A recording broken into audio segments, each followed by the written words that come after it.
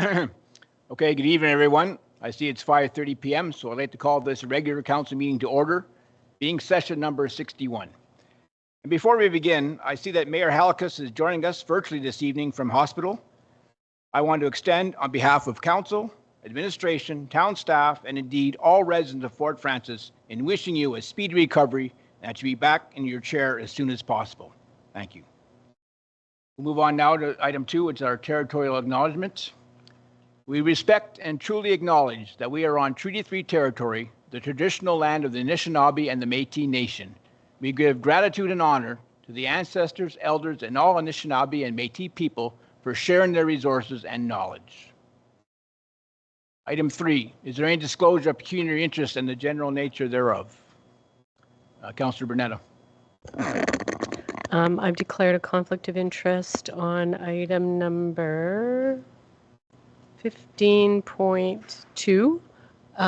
The applicant to that position is a friend of mine. I'm sorry, what was the number again, Councillor? 15.2. 15.2. Very good. Seeing no others, we'll move on to delegations. And tonight we have Natalie Donaldson here to speak to us about reconciliation. So thank you, Natalie, and please come down to the microphone and share your words with us.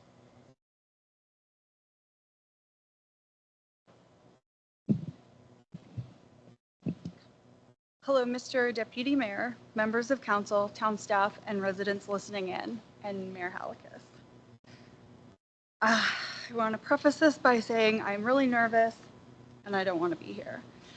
I came here tonight to address the conversation that took place at the last council meeting on October 15th with regards to the committee bylaw review and how we as a town address the conversation of reconciliation. As a personal rule, I try not to complain about things unless I am also able to offer solutions. So that's what I'm here to hopefully do tonight. I know that one of the goals of this committee bylaw review was to clarify the roles of advisory committees and their authority. I feel we were left with more questions than answers when it came to the mandate/terms of reference for the Indigenous Relations Advisory Committee. It is up to this committee to, quote, minimize barriers faced by Indigenous peoples, including barriers related to town bylaws, policies, programs, and service delivery, end quote. But it is stated that the committee has no direct input or authority related to policymaking or operations unless such advice is requested from council. So should council then be obligated to request advice for all policymaking and bylaws as it comes up? And should the committee bylaw reflect that? It's up to the committee to do things like help steer the process of reconciliation. But if reconciliation is supposed to guide everything we do, and it is, according to Mayor Halikas, out of that committee, we should be getting some sort of guidance, then how is the committee meant to do that without hearing and giving input on every single matter of council? That would mean putting far too much responsibility and unpaid labor into the hands of, right now, 2 community members to guide an entire municipality in all matters of reconciliation. What I found most, I think, confusing was when Mayor Halikas expressed that we currently have no guide to the reconciliation process. And so out of the Indigenous Relations Advisory Committee, we should be getting some sort of guidance. But for the information of council, because no one else spoke to this, the Truth and Reconciliation Commission of Canada published their final report in 2015 and also put out their 94 calls to action as a permanent resource for all Canadians. So I think we just need to look at this document for where the point begins with we call on all levels of government and then try to figure out how we can do it from there. So while the calls to action provide a great deal of information on what the federal government can do, there are ways that we can translate these recommendations into things that we can do at our level. We just need to get really personal to our unique community and get creative. Further to this, call to action number 43 states, we call upon federal, provincial, territorial, and municipal governments to fully adopt and implement the United Nations Declaration on the Rights of Indigenous Peoples as the framework for reconciliation. So the United Nations Declaration on the Rights of Indigenous Peoples Act can be found online, current to September 16th of 2024. So that's a great resource we can also use as our guide. So every member of council has this information. The National Center for Truth and Reconciliation website has listed under education and then under educational programs, a link to reconciliation plans. Below that, you will see the 6 actions of reconciliation and then 6 steps to create your reconciliation plan.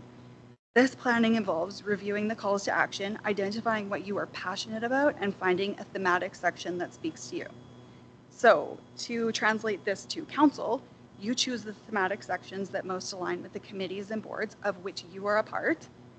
Consider activities you could do under each item and set your own goals. You can then download the reconciliation plan template and fill it in. If you're unsure exactly how to set your own goals, they have simple plans for each thematic section of the calls to action. So I think there are 22 of them, I believe. So there's a section on what museums can do for the representative on the Museum and Cultural Advisory Committee. There's a section on what libraries can do for the representative on the library board. There's a section on sports and reconciliation for the arena. There's a section on business and reconciliation for the Chamber of Commerce and the BIA. So what I've been doing over the past week is coming up with a bunch of ideas that I think we can do for basically all these communities. I do not have time to get into them tonight, and I think they require more discussion than we could get into tonight. So if anyone wants to create their own reconciliation plan, we can get together, we can talk your ideas and my ideas and work it out. I am offering my services to council free of charge. And yeah, I have lots of ideas. I'm really excited to get talking about this. Thank you. Thank you very much, Natalie, for speaking on this very important topic. And I know you've been here before this last month talking about budgetary suggestions you have, and we certainly appreciate that as well. And thank you for having the courage to come speak with us tonight. Does anyone on council have any questions or comments that they'd like to make? Councillor Brunetto. I just want to thank you, Natalie, for all the thought and energy you put into this. And I really appreciate any comments that you can share with us, even if you can send in your talk tonight. That would be great. I will go now to Mayor Halkus. Yes, thank you. First of all, a big thank you to Natalie. She always comes through when the community needs some advice, and her thoughts and ideas are excellent one. I'm looking forward when I get well and I get back to sitting down with Natalie and discuss some of those ideas that she talked about. They sound really exciting, and I definitely think that there's something that we can work into our Indigenous Advisory Committee and our council as a whole in dealing with reconciliation. So thank you very much, Natalie. Anyone else? Well, seeing none, again, Natalie, thank you very much for being here, for sharing your thoughts and recommendations, suggestions, and I assure you we will take it under advisement. Thank you very much for the time. Okay, then we'll move on now to item 5, which is presentations. There are none. Item 6 is correspondence, and we have one, 6.1. The town of Pushlinch, I apologize if I mispronounced it, regarding the AMO-OMA Joint Health Resolution Campaign for the province to recognize the physician shortage in Ontario. And I believe Councillor Brunetto brought this forward, so would you like to do it, Councillor Brunetto? Yes, thank you. I really wanted to discuss this a little bit because I contacted the community clinic and I just asked them if they had any idea how many orphan patients we have. And they said they can't really track that, but they could give me information about how many times someone called and wanted an appointment, but didn't have a family doctor. So as you know, even if you're not rostered, you don't have access to even the nurse practitioners within the clinic because they only see rostered patients of the physician. So she indicated that there were over 1,000 calls from people who tried to get an appointment but could not be seen because they weren't rostered. And that was just in the last year. So it's an issue here. I know it's an issue everywhere, but I really think that every little bit that we can put forward to the government really helps. So you'll see this resolution from Pushlin and just supports basically the AMO and the Ontario Medical Association's recommendation. So I'd like to propose that administration draft a resolution for approval from council to support this. Thank you, Councillor Bernetta. Anyone else like to speak on this item?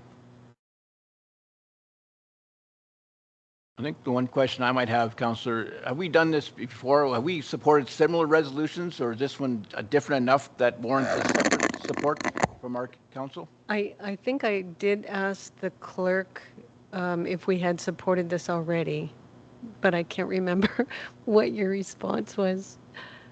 I don't recall us doing an actual motion in the past, and this is specific to the recommendations from the AMO OMA task force. So I think even if we have done resolutions in the past, this one would be more specific to this specific resolution. Okay, fair enough. So if I understand correctly, we have an oral motion on the floor that we ask administration to bring back a resolution for our support at our next meeting on November 12th. Can I have a mover and seconder for that? Councillor Mackey and Councillor McTaggart. Any further discussion? All in favor? I'll call that carried. Thank you. We'll next move on to council reports on board and committee activity. Mayor Halkus has none. I have a brief report I'd like to share as soon as I get it on my computer here. Okay. Oops.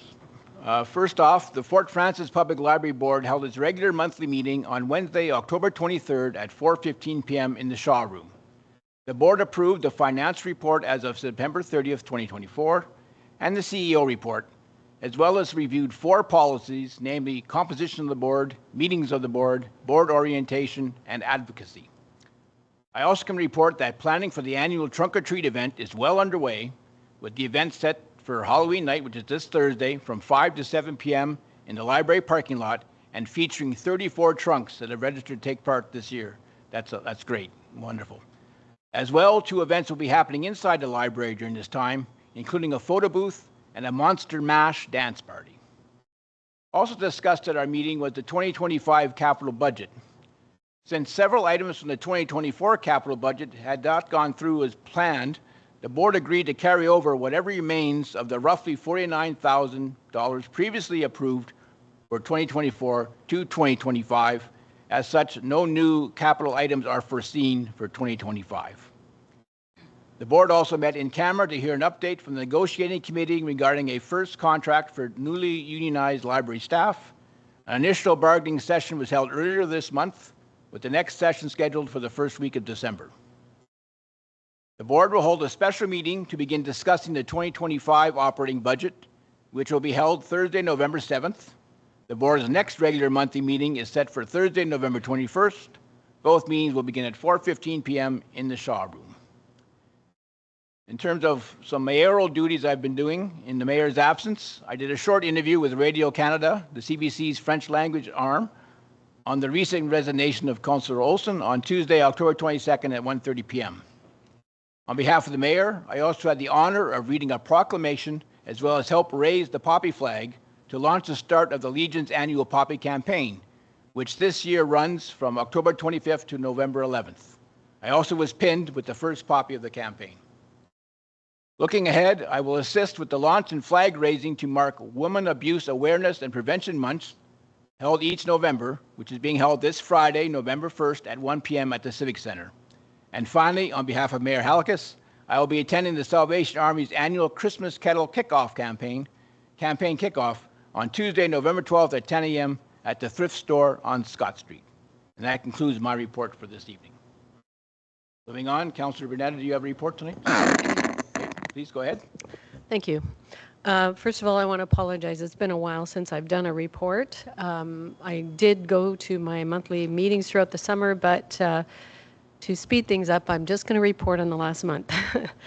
So my physician recruitment and retention committee, I actually attended with Councillor Mackey on October 24th.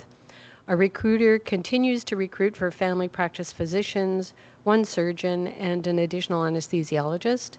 To fill the gaps, we continue to have multiple locum doctors in each of the areas, and our next meeting is December 18th.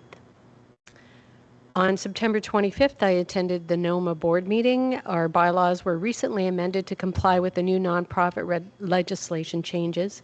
So the main difference will be evident at the annual conference in April, where the voting process will be slightly changed. We also received presentations from FedNor, Ministry of Northern Development, and NOHFC regarding feedback on our regional economic development plan titled A Time to Grow. Each agency provided areas where they align with our plan, as well as relevant contact information. So that was really a productive meeting where we saw where we could work together with these various ministry organizations. Our next meeting is on November 27th. The Northwestern Health Unit Board of Health met in person on September 27th in Kenora, and we also met virtually on October 25th.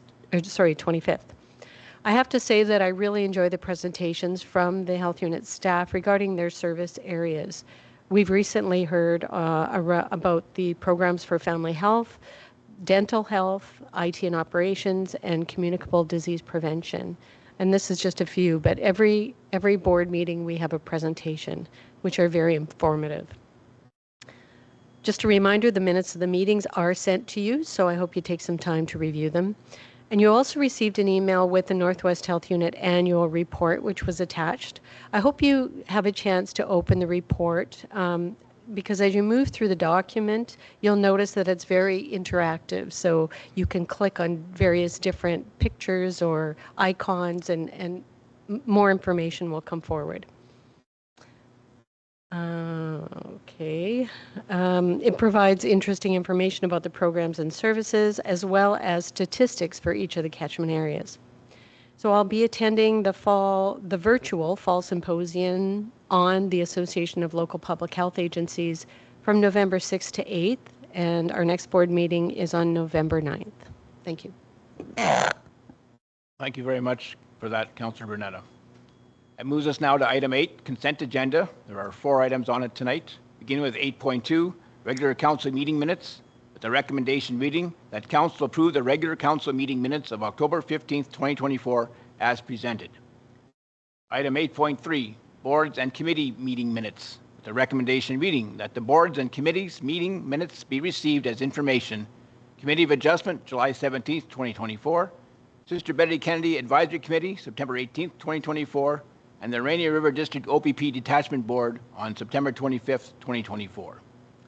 Item 8.4, Royal Canadian Legion Drug Safety Partnership, and the recommendation reads that Council agree to the recommendation of administration to approve report AR-24-0692, being the partnership with the Royal Canadian Legion Branch 29 at a class partners level for 30 students at a cost of $480 plus tax, which will come from the Council Public Relations budget line.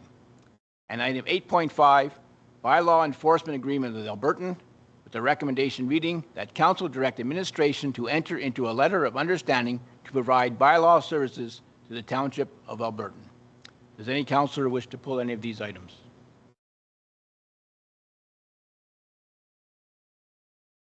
I would like to pull item 8.5, please. And there's none else.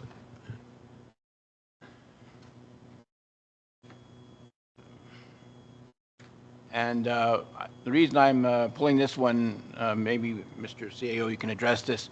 I just want to make sure that, it's my understanding, we had previously just been in with bylaw services agreement with Albertan for dogs, like nuisance dogs, dog enforcement.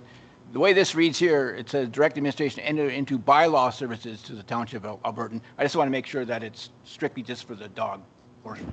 Thank you, Your Worship. This would expand the service, okay. But we keep the flexibility of being able to still do our day-to-day here. And when we have the ability to go there, we go there with this agreed upon rate. So again, there's no commitment for us to forego our duties here, but having 2 bylaw officers and the ability to make extra revenue on our terms, we felt that we can expand this. Again, it's a commitment. We can exit out of this deal at any time. And again, I want to stress that we are under no obligation to take any call. So it was in agreement with the CAO, Ms. Shepard, of let's have it as a backup to be there. So, but it is an expansion much greater than the dog bylaw that expired in 2019, I believe. Thank you. Thank you. I was unsure about that, so thank you, Mr. Michaels, for clearing that up. And so in terms of revenue, it'd just be what the wage they would pay for the either with 1 officer called, 2 officers called, depending when it is. That would be the revenue we generate. That is correct. It includes cost recovery plus an additional cost that doesn't take into account the capital expenditures, right? We have to invest in our staff. We have to, that's not there. So we get an increased rate for 1 officer, as you see in the report. And then for 2 officers, it'll be an increased rate. There's a rate for overtime, and there's a mileage rate for every single call. So our mileage is covered, which takes care of the vehicle component. It's an increased rate, which is still of value to them because they don't have to hire anyone. They don't have to invest any equipment and things of that nature. So we decided on that rate, but that's the will of council. Obviously, if the rate wants to be higher, it could always be higher, and we can negotiate with the Township of Alberton. Thank you, Mr. Michaels. Again, I'd like to point out one other thing in the Schedule A, the letter of understanding. Item 4 says the regular work hourly rate during the 5-year term. I believe it's only a 4-year term. Is that correct? So maybe that should be amended. Otherwise, any other discussion? Councilor McTaggart? Thank you, Chair. Do we have any idea what the uptake has been under the previous contract? How many calls that we've had? I would not have that data. I don't know if anyone from administration would have that from before my time. These were generally just used for dangerous dogs, so it was a very low amount. Okay. So honestly, there won't be this could be expanded way more. If we have availability and use, this could be used 100 times more. Don't quote me, but when we had preliminary talks with Ms. Shepard, it was a handful of calls a year at most. So it wasn't used very often. Thank you. Any other discussion? Okay, thank you for that. So, first of all, I have a resolution before me that recommendation that council approve the consent agenda as follows. Agenda items 8.2, 8.3, and 8.4. Can I have a mover and seconder, please? Councilor Benetta, Councilor Firth. Any further discussion? All in favor? And then, bear with me here, I get used to doing this.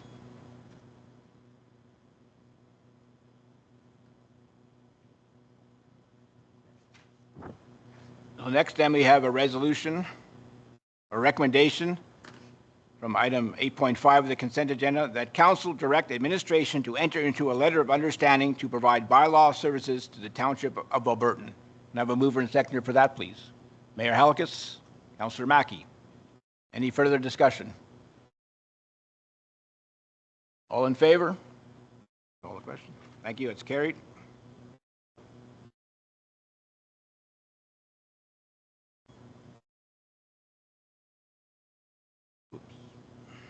Whoops. I have to change that later. First mistake already. Fix that later. Okay, we will move on then to item 9, Administration and Finance Division reports. Item 9.1, the declaration of council vacancy and selection of options to fill the vacancy. The recommendation reads that council receive report AR-24-0691 entitled Declaration of Council Vacancy and Selection of Options to Fill a Vacancy. That council of the town of Fort Frances hereby declares the office of one councillor seat to be vacant as required by subsection 26 262-1 of the Municipal Act 2001 as amended, and that council directs staff to proceed with option blank to fill the vacant councillor office. So before we begin, could I have a mover and seconder for this item, please? Councillor Mackey, Councillor Firth.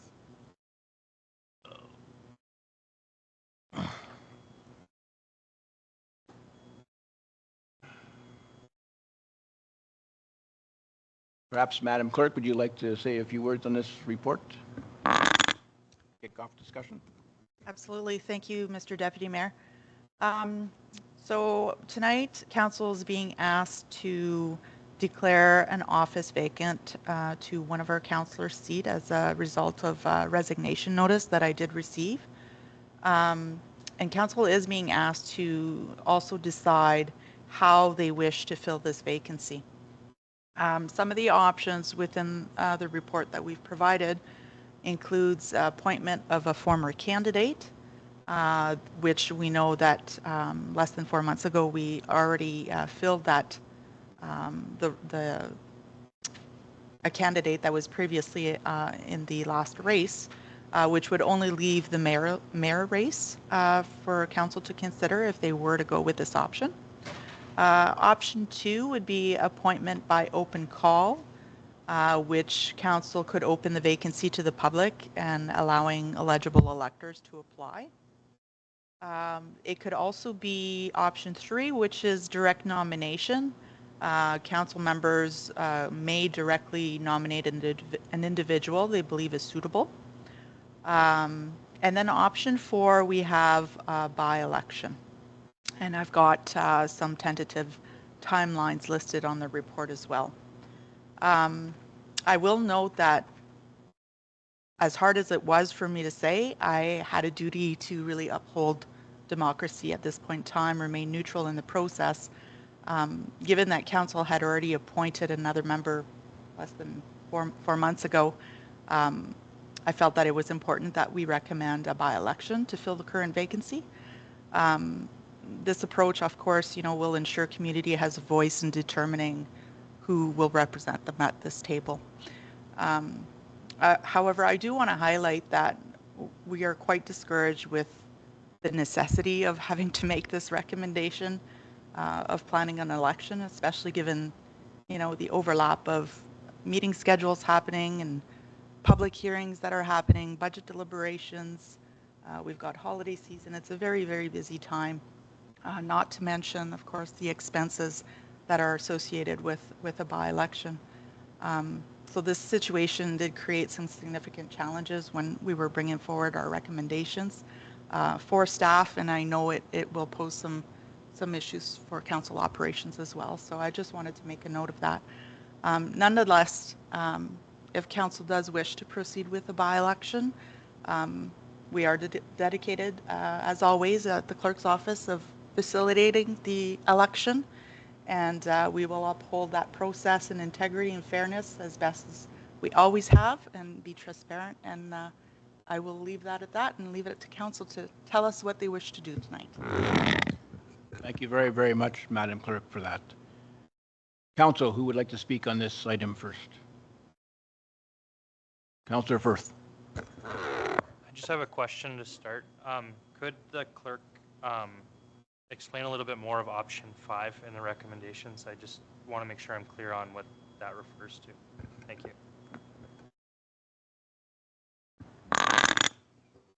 Thank you. Through you, Mr. Deputy Mayor. So option 5 is looking at council composition. So essentially, when you see an increase in council vacancies at the table, and knowing that you don't have a lot of competition essentially when you are conducting an election, that you don't have the ability to pick next runner-ups, right? We had limited amounts. Sometimes council may wish to reevaluate and do a review of their council composition. I did do a research in terms of when council may have had that discussion in the past at this table, but I wasn't successful in really finding out exactly when the last time council had a conversation about their composition. Under the Municipal Act, council has to have a minimum of 5 members. So really kind of just putting it out there to say, you know, we are seeing already 2 vacancies this term of council, something for council to consider and ponder. Thank you. Anyone else? Councillor Mackey. Well, I'll jump in. My position is the same as it was in the last vacancy, and that is to have an open call for applicants. Get as many applicants as possible, pick the best candidate. The timeline would be relatively quick in comparison to the by-election, where if we decided to do that, we wouldn't be swearing anybody in for 4 months, 3.5 months, I guess. And so I just think, and certainly the cost factor of a by-election of $45,000 and today's day and age and our financial position to be spending that when there's quality alternative options. I think we should have an open call. Thank you. You're in favor of option 2 then? Correct. Okay. I have one question for Madam Clerk, based on what Councillor Mackey said, and he is correct. The oath of office would be held until February 10th, 2025, which is a relatively long time away. How much quicker would an appointment by open call take, in your estimation, Madam Clerk? Thank you, Mr. Deputy Mayor. So looking at the process, it does seem like a relatively long period of time, but when you're planning an election, you know, needing your preliminary list of electors and getting all that stuff, I mean, it's a very fast turnaround in terms of conducting an election. So in terms of how long would it take for an open call, so we do have a bit of a process or a procedure that's already been built in the office, and we would handle this very similar to how you would handle a job vacancy. So essentially, you know, putting some ads in the paper, website, social media, and typically you would put that out there for 2-3 weeks and see what kind of feedback you get. And then we can receive some of the information at the council table. Council would also get to decide, you know, if maybe you want to hold a public interview process with the individual. You know, there could be different options to be looked at as well. So it's definitely, you could probably look at a faster turnaround. Faster turnaround? Yes. Perhaps maybe December, perhaps January, certainly January, instead of February. Anyone else wish to speak? Councilor McTaggart. Was he? Thank you, Deputy Mayor. I am leaning towards option 2 also. I'm concerned about the timeline, as Councillor Mackey had indicated.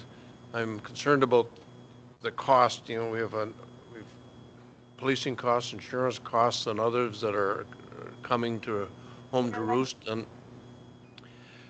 asking somebody to run for an election for about a 20-month period, there's a cost involved in that person running for the election, and it is for a 20-month period. So I think that option 2 is my position. Thank you. Councillor Bernetta. Mayor. Oh, I'm sorry. Mayor Halkus was first. I apologize, Mr. Mayor. Please go ahead. No problem. I'm in concurrence with Councillor McTaggart and Councillor Mackey. I just can't justify the time and expense at this point in the term of an election. By the time we've got that person in place, they would have a year and 10 months left to serve. And the expense is considerable. There is precedent for going the appointment route, the call and appointment route. We did that several councils ago when Councillor Tibbs passed away, and we called for folks to apply, and Councillor Kukowski was appointed. So I'm in agreement with Councillor McTaggart and Councillor Mackey. Thank you, Mr. Mayor. Councillor Bernetta. Thank you. I don't think any of these options are ideal, but, and I understand the negative side to option 2 as well in terms of, again, we as a council are picking who we would want from those applicants, but I think that that is probably our best option. Our budget really this year has been beat up by some emergency unbudgeted expenses, and I just can't see us spending more money on an election. So I would also be in favor of option 2. Councillor Firth, care to weigh in? Before I begin my thoughts, I just wanted to publicly thank Councillor Olson for the commitment that she did uphold. I think that that's important. I know that when we come into these things, we obviously try to do our best at representing the public as the best values and morals that you live by. I'm also leaning towards option 2. With that in mind, I feel that we have to have a stronger focus on what we're looking for. I know we can't really control who's going to apply, but what Councillor Olson represented in our community as, somebody on the younger side of things, young family, connected to the Indigenous community, there's a lot of things that Councillor Olson did provide to our group, and I'm hoping that when we have our open call that people will consider joining our team as an inclusive team and a place that we can get to work and be productive. So, thank you. Thank you, Councillor Firth. I weighed this quite heavily, and notwithstanding the fact that it might be till February when the person takes the oath of office, and notwithstanding the cost, which is substantial, I won't argue that, and also the time of year is not great for budgets, everybody being consumed by preparing the budget for 2025. Having said all that, I was leaning towards option 4, simply because I really want to make sure that we're open and transparent. And the last thing we need, I think, as council is that, oh, sure, they picked the only person they liked, the person they agreed with, and the person who's going to maybe raise problems or cause problems is they ignored that person. And I think let the people decide who they want to be in our council. And that's why I'm leaning towards option 4.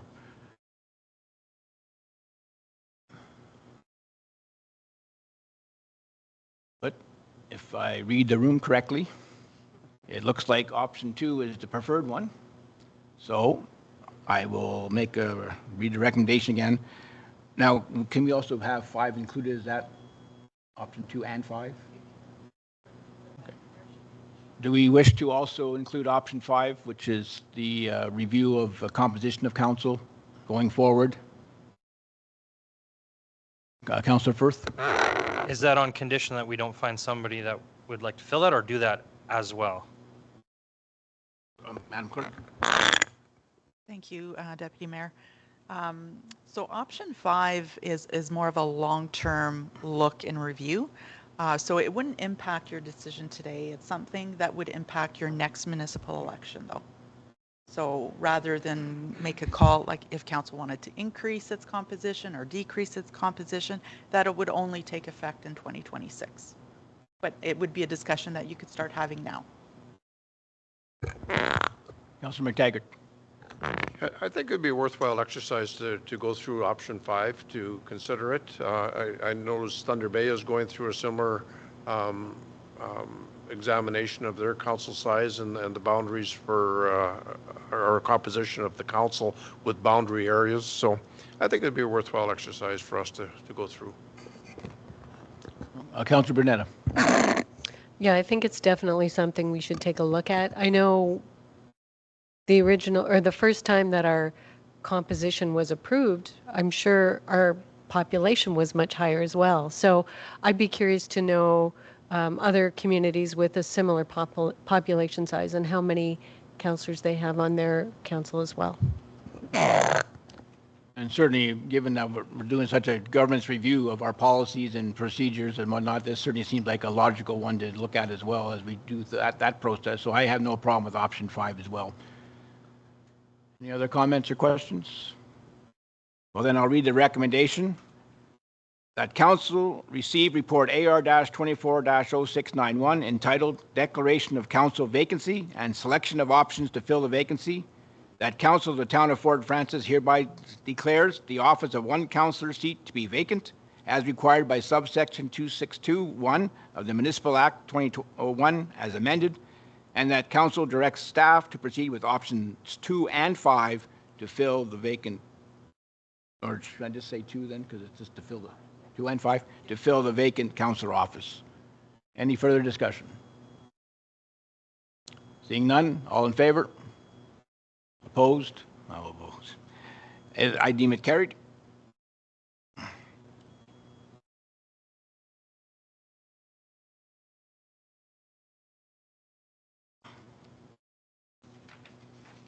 Okay, good discussion. We'll now move on to item 9.2, Municipal Significant Event Policy. And the recommendation reads that council receive report AR-24-0673 relating to a municipal significant event policy, and that council direct administration to bring back a bylaw for adoption. Can I have a mover and seconder, please?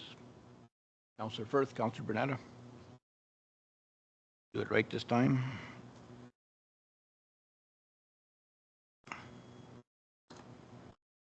Discussion. Madam Clerk, would you like to kick off the discussion? Absolutely. Thank you, Mr. Deputy Mayor. So we had previously discussed the fact that we lacked a policy with respect to designating municipal significant events.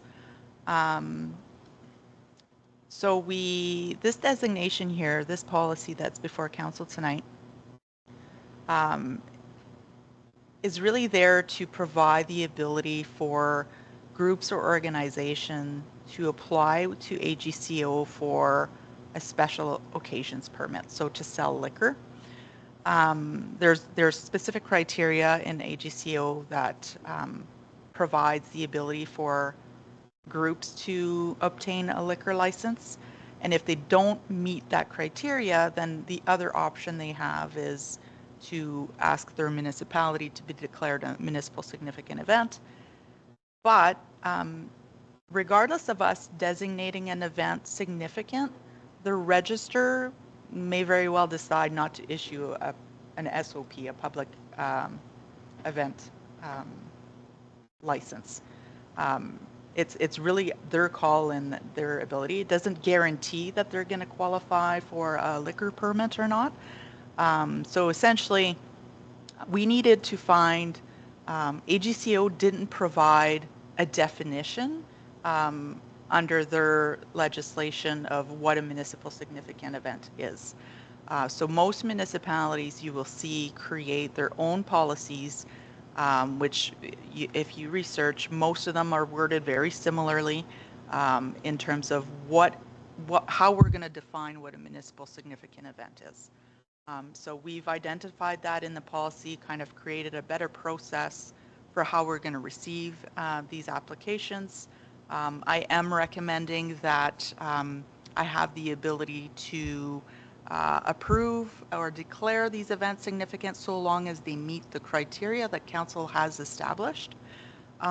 Should there be any discrepancies between my decision, so let's say as an example, I reject or I do not approve an event to be significant, the policy as written currently would provide the organization the ability to appeal that decision to council. So my say wouldn't be the end all be all. You certainly would have the option to chime in on in terms of whether or not they be designated. But again, they would have to prove how they meet our definition. So I'll leave it at that. Thank you. Thank you, Madam Clerk.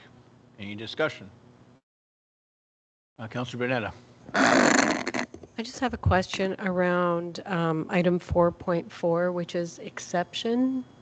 And it just says events already recognized by council as historic do not require circulation. And these include the Canadian Bass Championship and the Town of Fort Frances Recreation and Culture Division Summer Fall Event Series.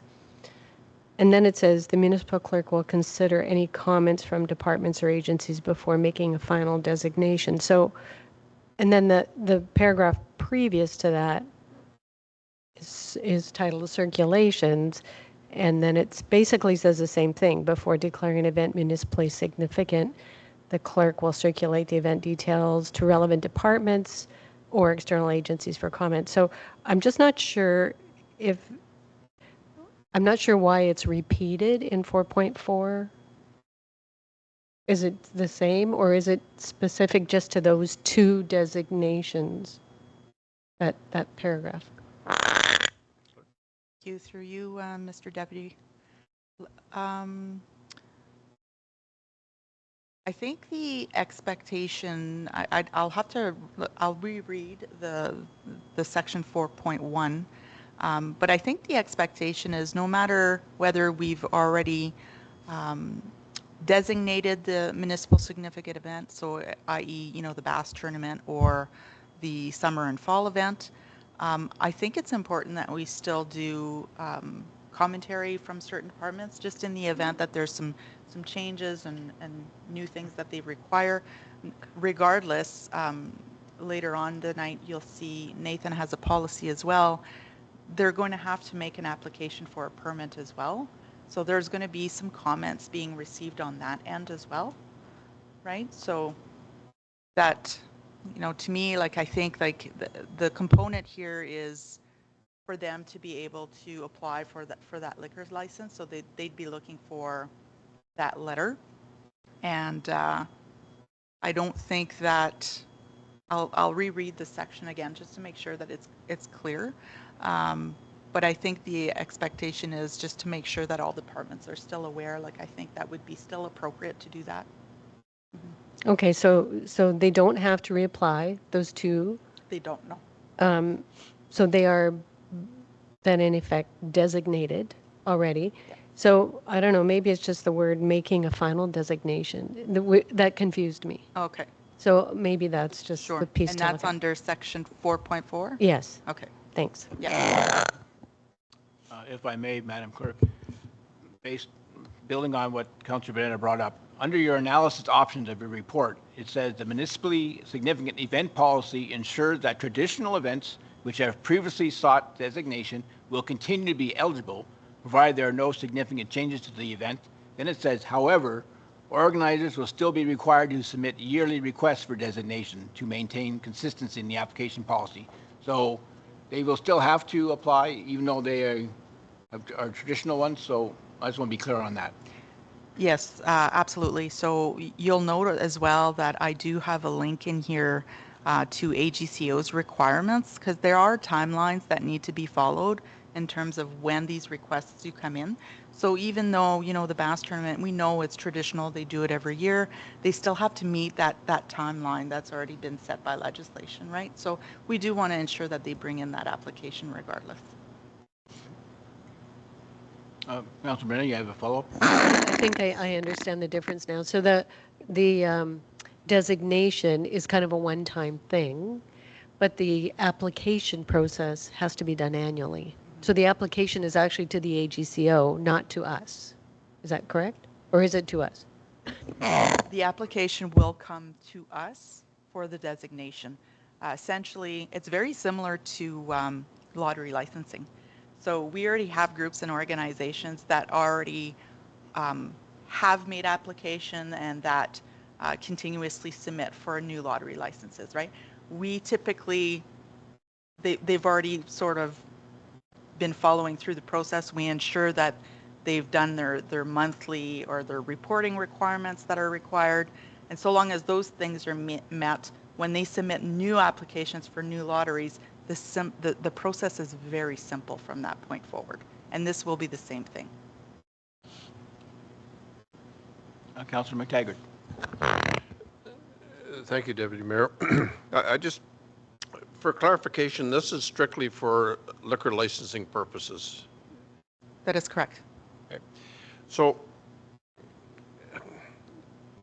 the Bass tournament started from nothing and built up and has become an annual event. And so I'm just a bit of a hypothetical. The tent is up and there's a group of musicians in town, say, want to run a music festival because they could attach to one end or other of the bass tournament and make use of that facility.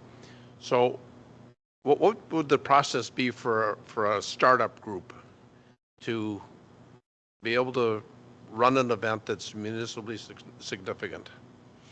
So through you, Mr. Deputy Mayor, the organization would submit the application and they would have to be clear on how it meets the definition of our municipal significant event. I know we've identified here that the event has to be advertised to the general public. It has to enhance or promote like our waterfront, maybe our heritage or sites or parks that we have in the area, right? Encourage community involvement and participation at little or no cost. That's another big key point. Provide a venue for local businesses or organizations to residents to participate, and to promote the town's social and culture and economic development as well. So there's a few areas that it does have to promote. Typically, those big music festivals and that kind of thing would usually fit in quite nicely to this type of application. Okay, that's good to hear, because I don't want to discourage anybody from starting up something that could be a tourist driver or an economic driver for the community. Thank you. Absolutely. I think just having a policy that outlines all these things correctly is very important, so that we're not doing it by mishmash or, flying by the seat of our pants. Go. Just thank you through you, Mr. Deputy Mayor. Just to clarify as well, essentially what we're essentially saying is an event that will be open to the general public. So any private event like a wedding or a social or something like that, those are not events that would qualify to be designated a municipal significant event, just for clarification. Any other discussion? Seeing none, I'll call the question. All in favor? I'll deem that carried. Thank you. Oh. Didn't Mayor Halkus have a comment?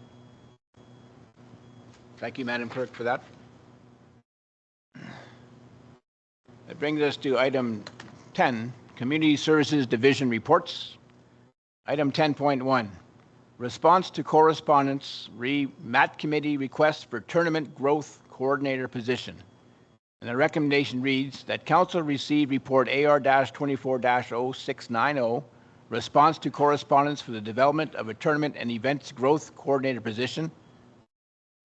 And that Council consider the options presented within the report for the development of this position. And that Council direct administration to develop a Tournament and Events Growth Coordinator position in partnership with the Rainy River Future Development Corporation and Municipal Accommodation Tax Committee for the initial 18-month term, and that Council direct administration to bring a report to Council 14 months into the position's term to assess the feasibility of establishing the role as a permanent, full-time tourism and events coordinator position fully funded by the town of Fort Frances. I first need a mover and seconder, please. Councilor McTaggart, Councilor Firth. Bear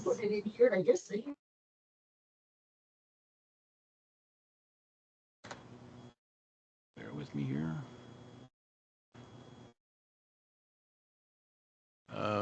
Mr. Young, this is your report. Would you like to speak on this to begin with, to kick off our discussion? Yes, thank you, Mr. Deputy Mayor, and to Council this evening. There's quite a lengthy report in front of you, and so I just wanted to give a couple of points to draw attention to a couple of areas. So when we received the correspondence, initially Council had a series of questions, and so the report starts out with answers to those specific questions that were given to administration at that time.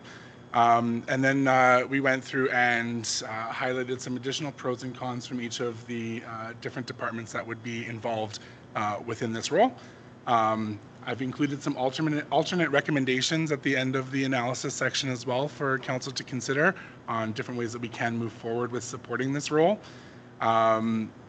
Essentially, this is a positive low-cost development of a potential long-term position for the Recreation and Culture Department. And so administration would like council to consider that in their decision. But we would also want to note that the role would be a Rainy River Future Development position in terms of the hiring manager and payroll of that individual for the 18-month term with the day-to-day management of Town of Fort Frances management. So with that, I'll pass it back over to council and I can answer any questions that you may have. Thank you, Manager Young. One question I have, just to begin with, this, when it first came forward to us, it was to for a tournament growth coordinator position. And that was sort of what their initial suggestion was, but as the course of our discussion at last meeting, I think is it safe to say that we're expanding it now to include not only tournaments, but also events? I just want to make sure that we are approving or looking at approving the broader coordinator position, because I think, again, tournament was a bit too limited, and I think it's important that we try and attract festivals or anything tourism related to our community. So I just want to clarify that, perhaps, Mr. Manager Young. Yes, thank you again. In conversations with the Rainy River Future Development Corporation, we decided to add in special event permitting into the 18-month term. This gives a stronger tie to the Town of Fort Frances while developing this position, focused mainly on hockey, but also on permitting special events, which is in the next report coming forward to council with our special events policy. So we'd be able to develop both of these programs at the same time, with at the end of the 18 months being able to review and seeing what impact the role has in which areas so that we can figure out how to expand the role for future growth in the department. Council, anyone wish to? Mayor Halkus. Yes, thank you. I strongly support this initiative. I think it has great potential for our community in terms of developing the resources that we have economically. So I'm 100% for this. Thank you, Mr. Mayor. Councillor Mackey. Thank you, Deputy Mayor. I guess my question is there a mechanism in place to track what this position has accomplished over the 18 months? And then see it's persons to bring to council a report after 14 months. So my thought is if you're tracking this stuff, I don't want to hear them put in statistics of stuff that has happened for the last 10 years and they're checking a box off to say, oh yeah, I brought in a hockey tournament, when it's come for 10 years. Over and above what is current, I guess, would be a true test to see if it's effective. Is there that mechanism? Manager Young. Yes, through the chair to Councillor Mackey. The report would come forward specific on the projects initiated by this individual throughout the term of their employment. And so we would just be looking at specific projects that they have initiated and the results of those projects that were initiated. Anyone else? Councillor McTaggart. Thank you, Deputy Mayor. A note on page 7 of the report that you talk about Town of Fort Frances contribution, estimated cost of $6,000 in year 1, but you also referred to an office construction, or is that in addition to that amount? Through the chair, yes, that is in addition. Okay. A follow-up, Councillor McTaggart. I guess looking a little further out, and this is a wildly successful position, and we want to support it. My question is there enough income coming out of the MAT contribution to the town based on current projections to fund this position so that it's not coming out of taxpayers' pocket, it's funded through MAT contributions? Manager Young. I'm just finding it in the report here, sorry. So through the chair, under your financial impacts, section number 4, where we talk about the long-term financial stability or sustainability of this program, we would continue to explore additional funding opportunities for the longevity of this program. In talking with the treasurer, we had included in the analysis section an overview of where our MAT funds currently are, and I don't know if the treasurer has anything to add to that. But that yes, there is money in the MAT account currently for the 18-month term to support this initiative. Councillor McTaggart, follow. Thank you. Just follow up. But going beyond that, will there be enough money coming in on MAT to support that position? Yep. Madam Treasurer. So if I may, it's hard to predict, of course. But also, like, one thing to consider is, besides the first year of MAT, we have been using the majority of our contribution or our share of it to support economic development, to support the increase to the splash park, the marina, that sort of thing. So although it's not specifically in those sections, that is kind of what we had anticipated through our budgeting to use the MAT tax for. Certainly there may be excess money going forward, especially with potential new hotels and new development in the community. Councillor Brunetta. I'm just wondering if there's a timeline on the FedNor grant. Is that why we're seeing this now? Because it seems to me, again, that we're approving something that's, you know, budgetary in manner, and we're not there yet. We're not at the budget process yet. So I'm just wondering why this is coming to us now and not waiting for the budget process. Through the chair to Councillor Brunetta, so the RRDFC has received a FedNor grant for a position that they are taking this initiative as a hope to use that grant towards. So they've received the funds, and this is their ideal use of those funds, looking for a partnership with us. If council decides that we do not want to go down this route, then they would still have that grant fund that they would then need to decide how to use. So it's dependent on our contribution. No, I don't think so. I believe that they have received the grant, and this is their initiative on spending the grant that they have received. Mr. CEO. Thank you, Your Worship. I think the idea here is, since our contribution is nominal, it's $6,000 for the 2025 budget, we didn't treat it like our own project. This is more of a partnership. So because the partnership came, $6,000, we wanted to expedite it and start it now. It wasn't like a huge financial decision, so it wouldn't be tied to the regulatory or regular budget process. So you can move forward, you can run it. The managing of the position is the biggest component here, right? Which is not really overly tied to the budget. So that's why it's kind of separate. So I don't know if I'm explaining it well. It's a small financial asset. We want to treat it independently. Here is the concept. You want to go in a partnership with these stakeholders in our group, and we are presenting that. I think that's the concept. Hope that helps. It does. But also, we're not just agreeing, excuse me, to the $6,000. In terms of this report, we're agreeing to ongoing for 3 years. So for me, it's about more than just the $6,000. It's a continuation of $23,500 for next year. So, and we're not guaranteed MAT tax revenue.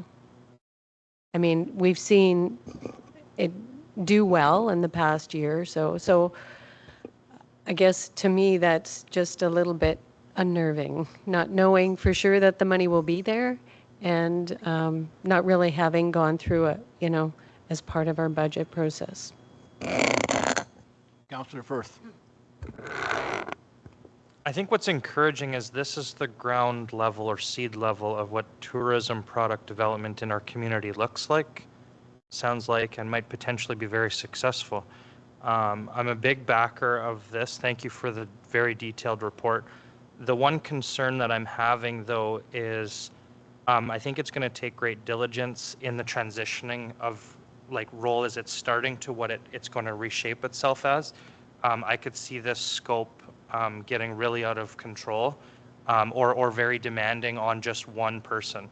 I did read the report, but correct me if I'm wrong, but is there a supportive budget or is this just a person right now?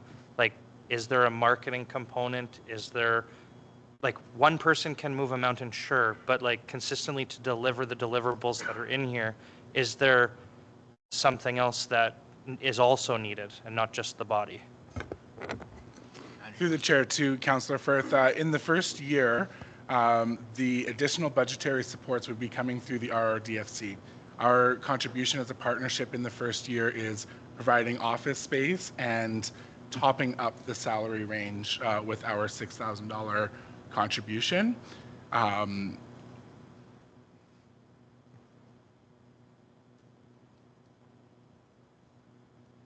you rephrase your question? Sorry.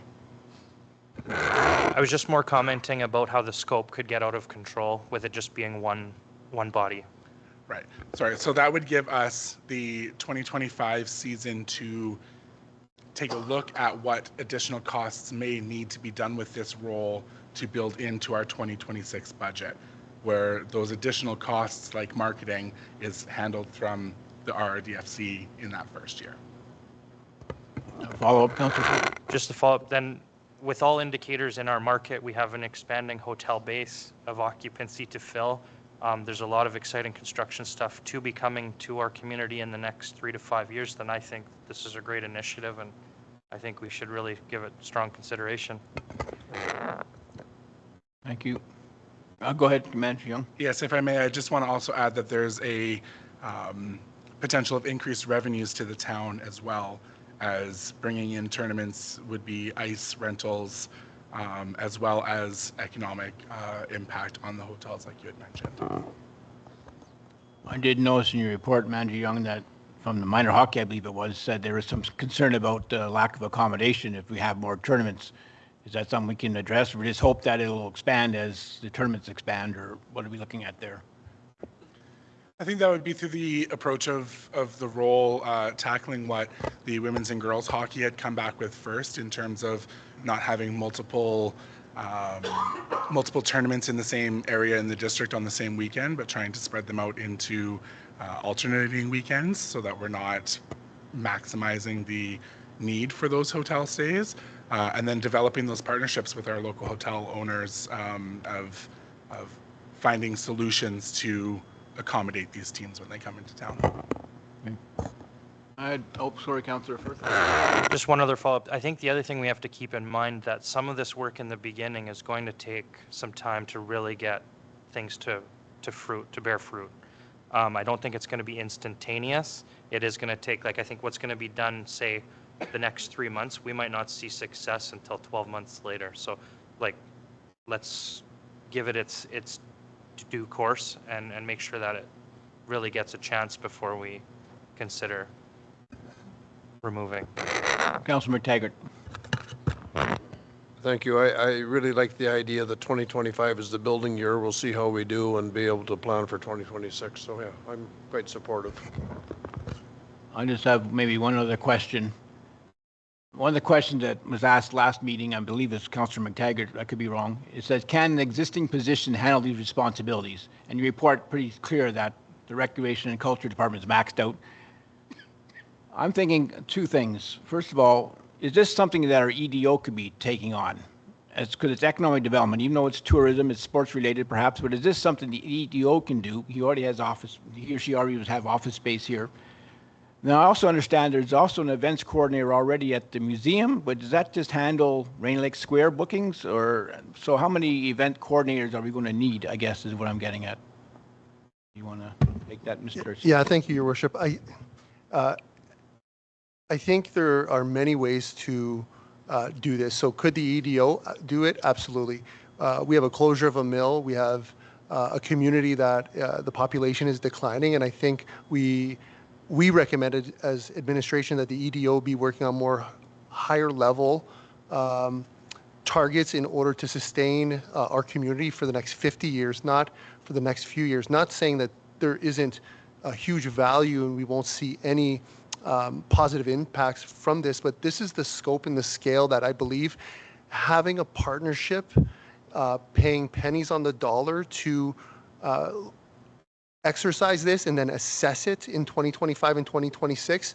To do this in-house, which many communities do, they would be paying about, 8 times more than we're paying in order to have this for us. So we could do it, but it's at the expense of something else. I speak on behalf of all of administration that there are always efficiencies, but I can assure you that every department, including Manager Young's department, is working on certain events. We could just look at the significant events, his fall and summer events program we're looking to attract. But if we could get a partner and work with a synergy, I would best explore this. And in 14 months, we're going to find out if we put this to the side or not, right? And worst case scenario, and I hate thinking that way, but I think it's open, that if it is not successful, we tried this at a fraction of the cost that we would normally do it, and we will at least learn lessons to then implement within the EDO's position or somebody else's position under Manager Young's department to implement. So I hope that answers the question that I think we have different things to focus on, but to answer your question, ultimately, we could do it a different way. And the reason I bring this up too is that within 3 years, we will be taking it over, it sounds like. So it will be in-house then, so to speak. So should we do it now or should we wait 3 years to see how it works? I guess is sort of where I'm getting at. Anyway, any other comments or? I mean, I think the idea is a good one. Oh, sorry, go ahead, Manager Young, please. I just wanted to add on to CEO Michael's point there and to your second question about events and programs at the museum, which are focused very internally on Town of Fort Frances programs and events and museum programs and events, where this position would be supporting third-party events coming in, hosting in the Town of Fort Frances. And so there is a little bit of a different scope there. Well, if I see no further discussion, I'll call the question. All in favor? Okay, thank you very much. That was a robust discussion. Great. Thank you for that report, Manager Young.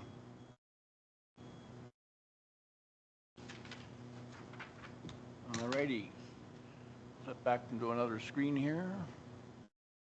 Okay, that brings us now to item 10.2, which is a draft special event policy. And the recommendation reads that Council receive report AR-24-0652 to review the draft special event policy for information and discussion, and that Council direct administration to incorporate Council's feedback into the draft, and that administration bring the updated special event policy to the next Council meeting, regular Council meeting, for final review and adoption.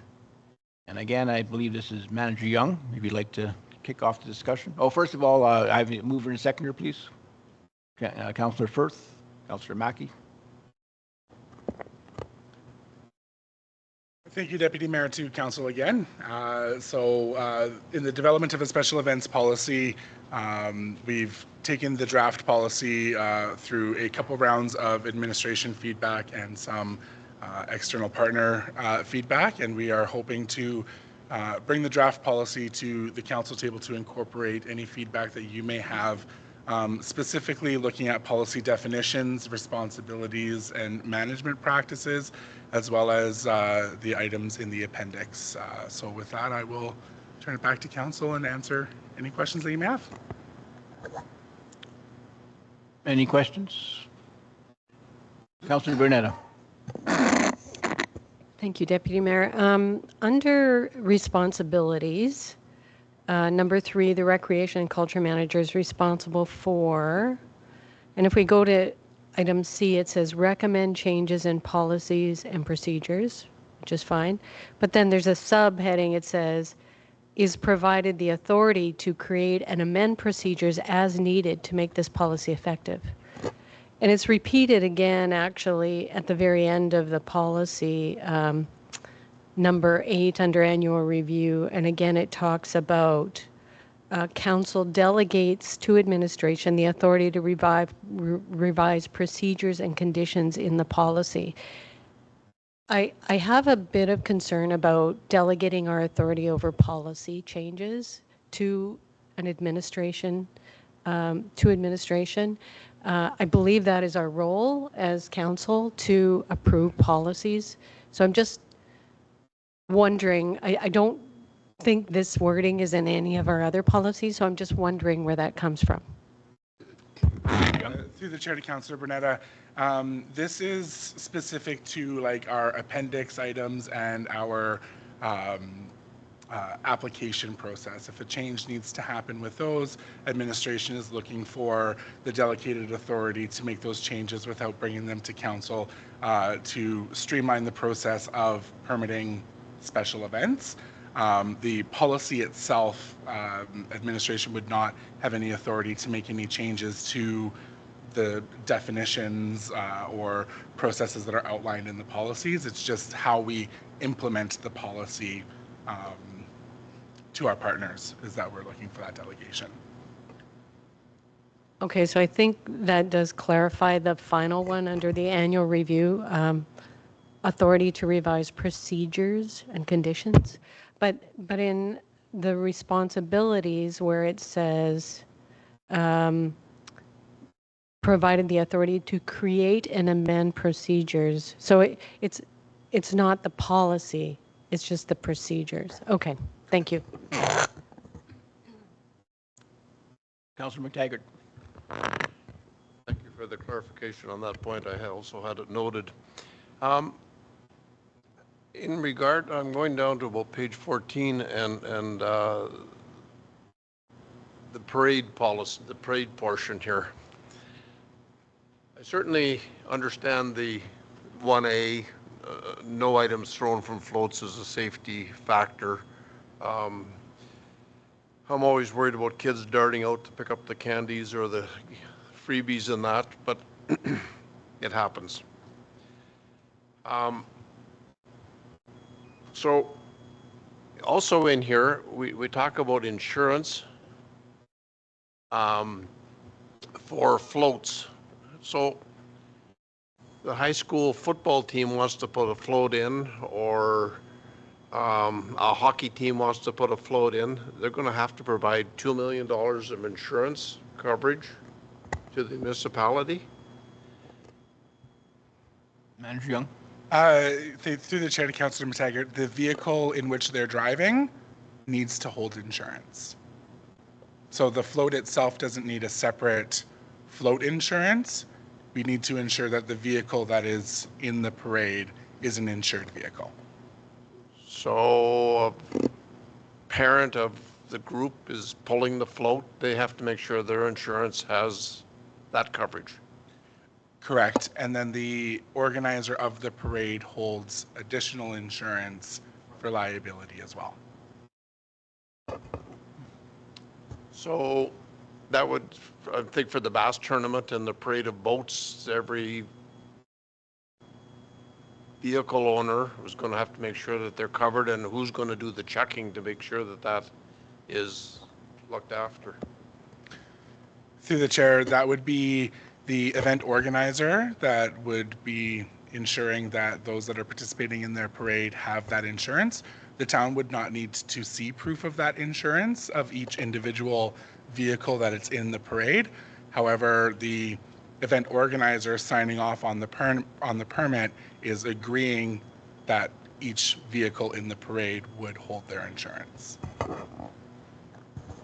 I'm not that familiar enough with insurance. I'd like to have some more, I'd like to have an opinion from our insurance broker about the fact that if I'm pulling a vehicle, that I've got the right insurance, and how that impacts parades. Okay. We're here to discuss inclusions and stuff. It's draft so far, so on the input we have, I'm sure it'll be taken with advisement. Go ahead, Councilor. One final one. There's and I'm just dealing with parades at this point. People do come out and love parades, and I want to see them continue. But an area to construct and deconstruct is designated. So you're saying that, like, some of these floats, maybe it'll take some time to build. So are we saying that they can't be built somewhere else and come to the parade? Through the chair, that is correct. That is through traffic laws in being able to transport your vehicle on public roads with items hanging off of them or people riding in the back of a trailer and such. So we would provide an area for all of those items to be cleaned up before getting back on the main highway or main roads. Madam Clerk. Thank you. If I may, I'll forward everybody a link here, but we do have information on risk management and considerations with parades through intact public entities, and Manager Young is accurate. I mean, there's absolute requirements in terms of ensuring proof of liability insurance. So I will forward that to Council. Thank you. Councilor Mackey. Thank you, Deputy. Getting back to the question of insurance on vehicles, if I understand what Mr. Young was suggesting, was that the vehicle towing the float has its normal insurance policy covering that. But then when you look at subsection 4, all float entries are required to have an insurance certificate of a minimum of $2 million public liability insurance policy, which names the town of Fort Frances as additional insured. Nobody has that. And how much more is that going to cost for me to run down to Westland to say, add the town on? I would suggest that nobody's going to go and do that. Andrew Young. Through the chair to Councillor Mackey, I've worked municipal events in previous municipalities and ran quite a few parades. The process to get the town listed as additionally insured is a quick phone call to an insurance provider and no additional cost to the name holder of that policy to get that listed on. That's just a forewarning that the insurance provider is aware that this vehicle is taking place in a parade for a municipal event. That's what the additionally insured is, and it's put on just for the date and time of the parade. And so there has been, in my experience, some times where we've had to assist with the administration of that and making that phone call to the insurance providers on behalf of floats that are registered into a parade, but it has never been an issue that I've come across. One question I had, Manager Young, in terms of the location, the list there, and it says the following municipal facilities, parks, and open spaces have been designated as suitable for these things. Special events that are hosted on town-owned land and/or facilities that are not listed below require approval from council. I just noticed that there's quite a few parks on here. Correct me if I'm wrong, but it's the Splash Park, Legion Park, not one of those on the list, and it would require a special council approval to have a special event there. Thank you. Thank you, Deputy Mayor. That is some of the feedback that we were hoping to receive in tonight's discussion is what areas council would wish to see as being permittable for special events and which areas we may not want to see. So we can add on the splash pad, which is part of the Lily Avenue Park. That is on the list, but we can amend this list as council wishes. Yeah, I saw Lily Avenue Park there, but I wasn't sure that was referring to the Legion Park on Lily Avenue or if it's another park on Lily Avenue in the north end. So I just wanted to clarify. So that is referring to the Splash Park there. Okay, thank you. And I guess one other question I had, Manager Young. When I first read these two policies that we're looking at tonight, I have to admit I was a bit confused over why we are doing a municipally significant event policy as well as a special events policy. And I thought to myself, oh, wouldn't it be just make sense to put one under the other? And I do see that there is some reference to the municipally significant event policy in the special events policy. What's my clear that up on why they should be separate is what I'm understanding. Can you explain that first, please? Thank you. Yes, through the chair. It is standard across municipalities that these are two separate policies, and as the clerk had mentioned earlier, municipally significant events and festivals are a specific designation that allows for AGCO SOPs to be brought into the events, as well as longstanding support like our Bass tournament.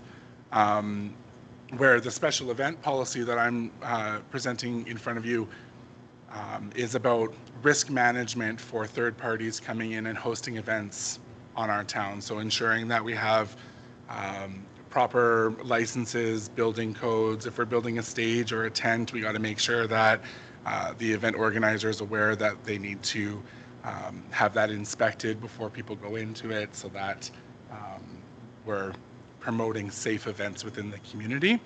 The definition of municipally significant events within the special event policy is referring to just that process that Councillor Bernetta was talking about earlier on. Once you're designated as municipally significant, we've already done the due diligence on vetting out that special event.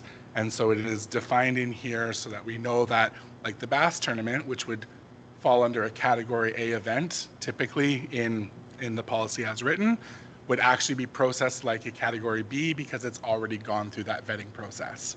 So we need to have that definition in this policy so that we know what we're referring to on that type of event when the application comes in. Sort of my follow-up question is, well, you have the definition in this policy. You also have it listed as category B. So I'm wondering, is that necessary in this policy? But you're saying it should be in this policy as well. Yeah, that would be to determine the process. Where a category A event requires major road closures or has a higher than 500 expected attendance, larger resource needs maybe for the town to support that event. Category A's need to come to the senior management level for a deeper review and sign off or approval of that permit, where the category B events are smaller, more run-of-the-mill events that still goes out for departmental feedback so that we are making sure that we have checked all of the boxes that are required for that event, but our coordinator can sign off on that permit. So the Bass tournament is a perfect example. Large event, it's municipally significant. The coordinator can issue the permit without it needing to come to a higher level of authority. Councillor Firth. Apologies in advance for slowing the evening, but the longer this discussion goes on, the more that I'm understanding there's barriers to entry.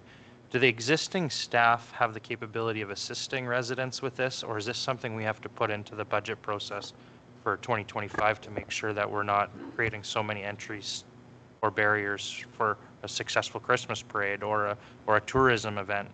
I understand that there's validity in process and procedure and insurance, but it just seems like this is going to be a lot now to get worked around.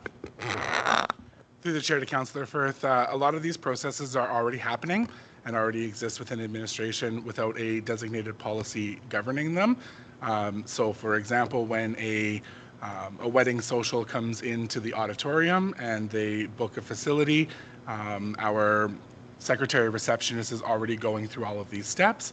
The only change to the event organizer here would be the application form that gives our team all of the information on the initial intake, as opposed to the back and forth conversations of trying to find out all of those event details that may need additional support. So for example, last year there was a Christmas market that was held at the sports center. With the application process and this policy, we would have been able to identify the need for a business license before that market took place in that event, and it would have been a part of that permit process. So it's actually used to streamline the current process that we're already doing.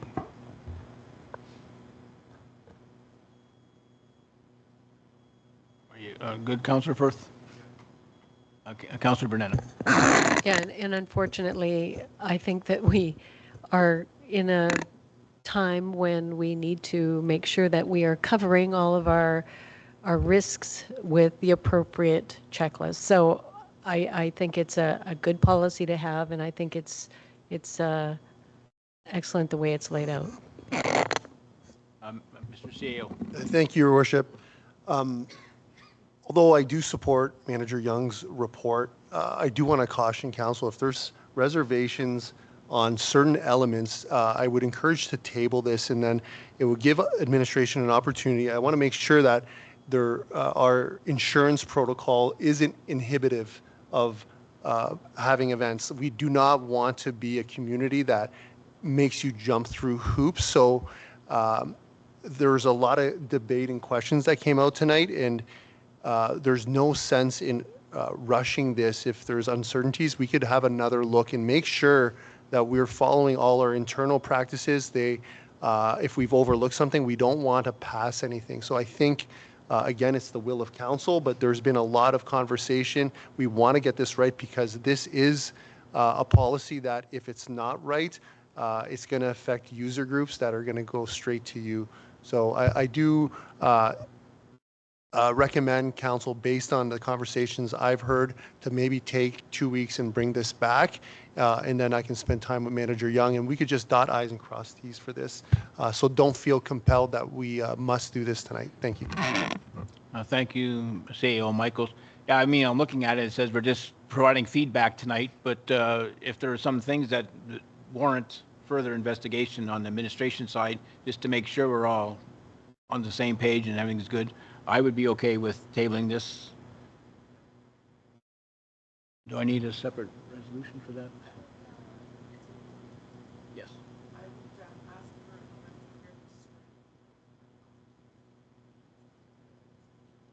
Okay. Is it okay, Councillor Firth and Councillor Mackey, that we strike out the last paragraph and say that council received report AR-24-0652 to review the draft special event policy for information discussion, and that council direct administration to incorporate council's feedback into the draft, and that the matter be tabled until the next meeting, until the November 12th meeting?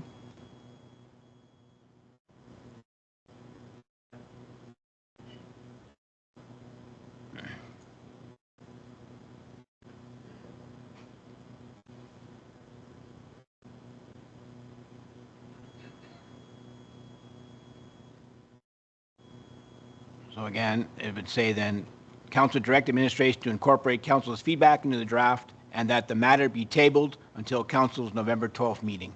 Are we okay with that addition? Okay. Calling the question then, all in favor?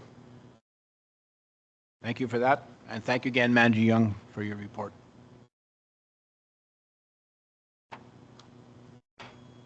Okay, that brings us to item 11, Planning and Development Division reports. There are none. That brings us to item 12, Operation Facilities Division reports. Item 12.1, which is 2025-2026 Connecting Links Funding Application Central Avenue Redesign. And the recommendation reads that council at the regular council meeting held October 15th, 2024, approved report number AR-24-0683, and that council authorizes and directs administration to submit an application to the 2025-2026 Connecting Links program for the redesign of Central Avenue intersection with 3rd Street West, 2nd Street East, and 4th Street West to a roundabout intersection design.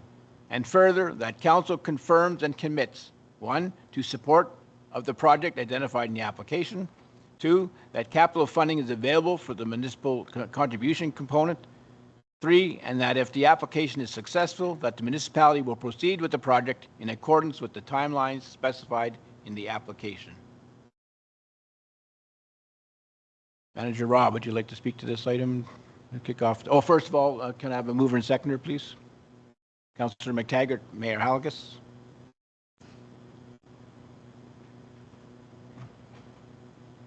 Okay, Mr. Rob, would you care to open the discussion? Thank you through the chair. I don't necessarily have anything to add outside of the report presented, other than if there's any questions at the council table, I'd be happy to answer them. Thank you, Mr. Rob. Any questions? Councillor Bernetta. Well, I guess it is a good thing that we did bring this to our last council meeting so that the public could comment. I have received a couple of phone calls. The main concern is around large trucks in the roundabout area. My response to those people was that I have just returned from a trip in Europe, and there are roundabouts everywhere. And we were on a very large bus and had no problem. So I think if they're built properly, designed properly, there should be no issues. So I support this project. I look forward to the design. I think it's going to be a little challenging to design it, given our, the busyness of that intersection, our, American border traffic issues. So I think it's doable. I'm sure that there's other municipalities with similar issues. So I look forward to that. Now, this motion tonight is really committing to the design phase, is my understanding. And then the next step would be for us to apply for the funding to actually implement it. Is that correct? Yes, through the chair. So yes, you're absolutely correct. This is basically the first application for Connecting Link for the design component. If we're successful in our application for funding, we would undertake the design work over the next probably around 12 months with the intention of applying to the 26-27 Connecting Links for the construction component of it. Councillor Mackey. Thank you, Deputy. I'd like to start off with the recommendation. If we approve this now, then the town is agreeing with the development of the roundabout. If you go to point number 3,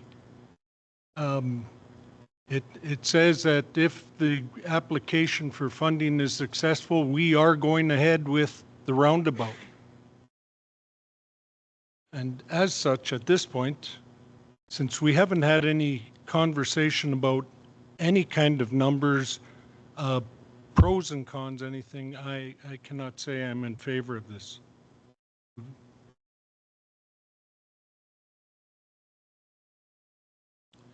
In the analysis on page 2 of the report,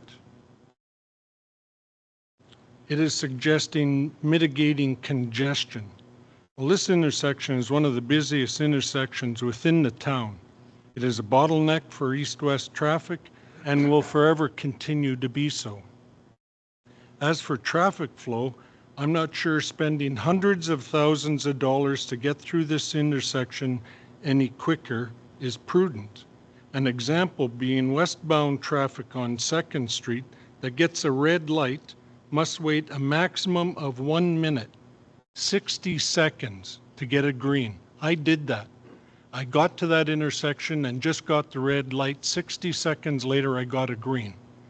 So my whole travel was delayed 60 seconds. Realigning the traffic lights along 2nd Street to improve flow is interesting. I did 4 trips from the Harbridge to Fort Francis GM. The quickest trip was 6 minutes and 45 seconds with only 2 red lights. The longest trip was 9 minutes and 5 seconds with 6 red lights out of a total of 8 on that whole route. The average being 7 minutes and 30 seconds and 4.5 red lights. So from what I'm seeing, shaving a maximum of 60 seconds off of a 7 minute and 30 second cross-town trip at the expense of several $100,000 makes me hesitant. I've spoken with 2 owners of local trucking companies. Both advised that approximately 100 trucks go through this intersection daily. Both are not in favor of a roundabout in relation to trucking. Both are familiar with roundabouts. At present, the U.S. border location does cause an extensive lineup on Fridays and Saturdays throughout June and July. Designing a roundabout with today's border lineup issues in mind might be a moot point should the border crossing be moved upriver in coming years. Now I'd like to speak to the funding of a roundabout. First, I'd expect the total cost of the town to be several $100,000, perhaps 300 or 400. We don't really know. Having said that, traffic light replacement now at approximately $70,000 at the rough ballpark of Mr. Rob, and like I said last meeting, I was not holding them to a number, but it gives us an idea where that costing would be. That 70,000 is more palatable on the short term. We currently have an outrageous OPP costing increase of upwards of $700,000 for the year to deal with, not to mention other municipal cost increases that we are facing. Perhaps in the future, the finances and income of the town will be in a better position for us to explore this further. Presently, replacement of traffic lights makes more financial sense.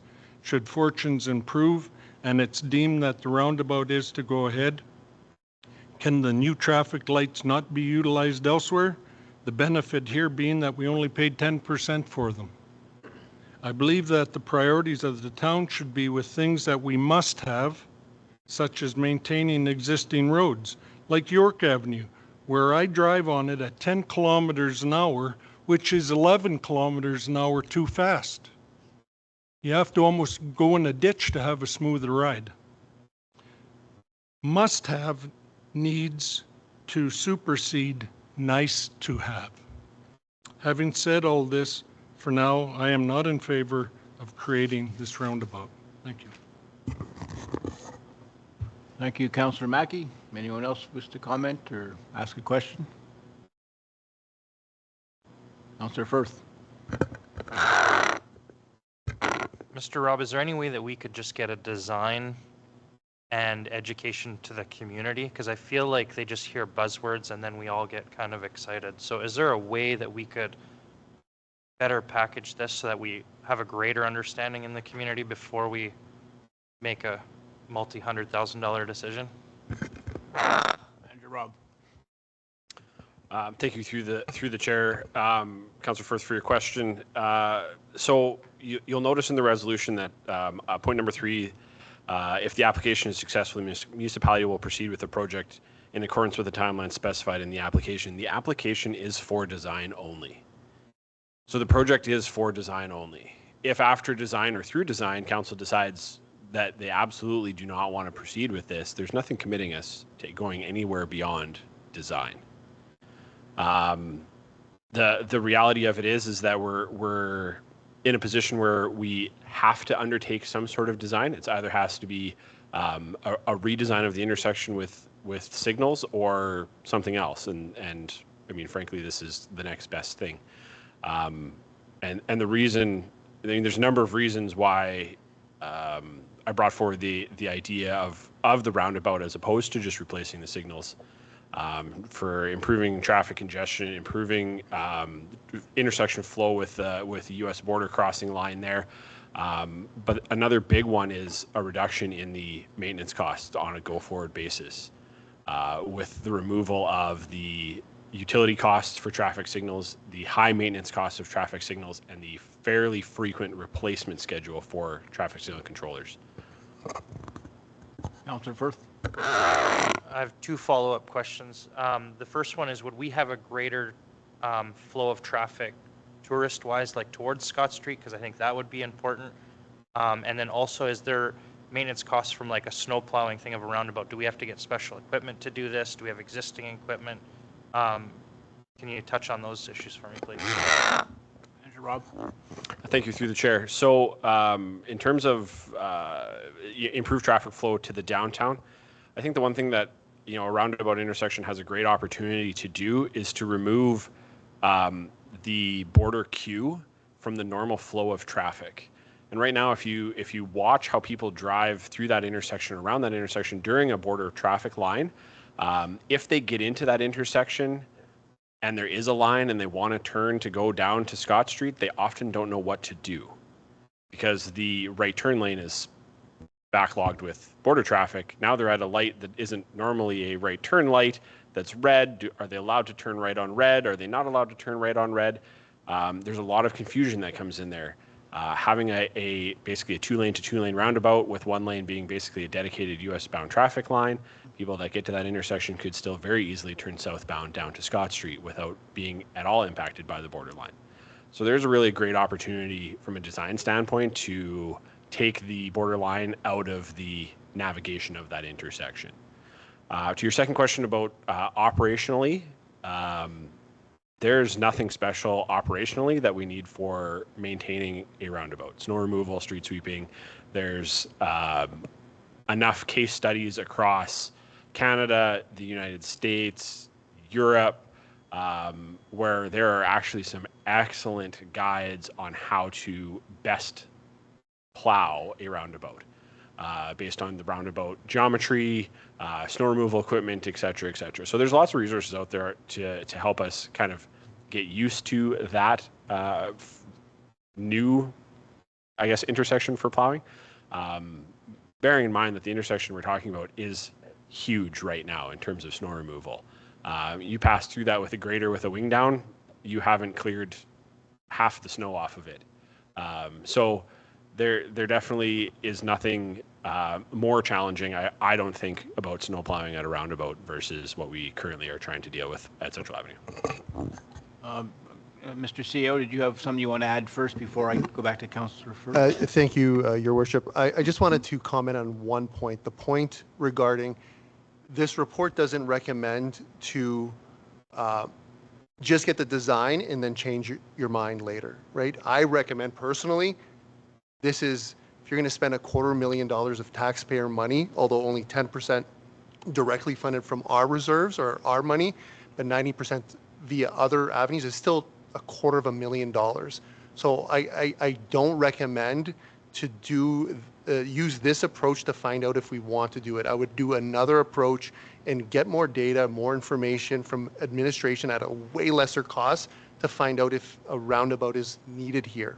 So I just want to preface that I don't recommend to do this and then change your mind later. It's either we do a roundabout, we spend $250,000 for the design to actually do it, right? And then go through the funding. So I don't want to break down. I know the report because the recommendation is to get the roundabout, but it's not to get the roundabout to change. So I hope I'm verbalizing that there's other avenues to find out if we want a roundabout, not through this process of getting Links money to pay for a detailed design to then say no. So I just wanted to share that with council. Thank you, Mr. CEO. Councillor Firth? Just a question through you to the CAO.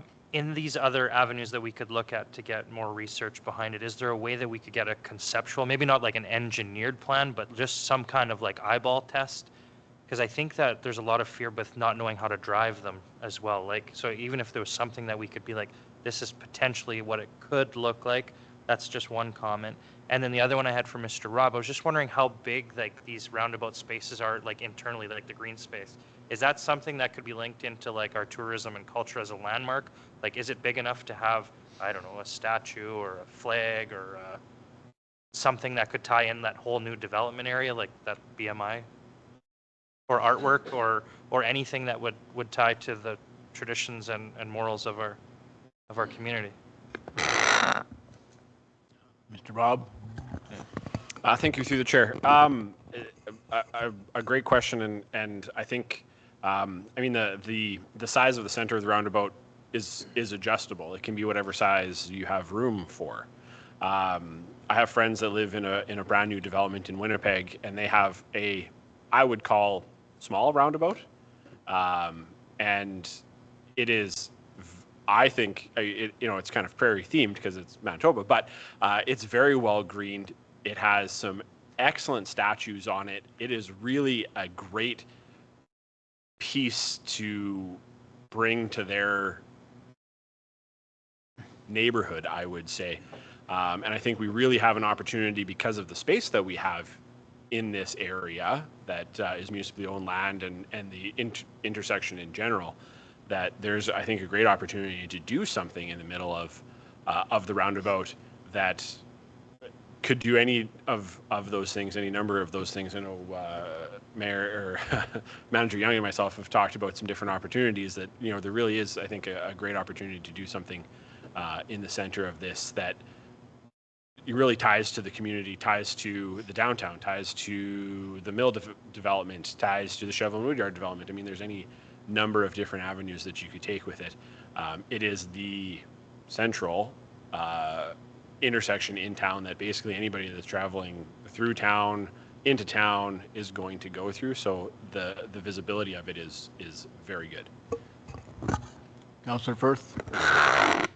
If we take the recommendation of the CAO and we find time to take more of a deeper dive into this, do we have the timeline that we're still able to still apply for this funding, or are we kind of running out of time? Like, where are we on the clock with this? Sorry.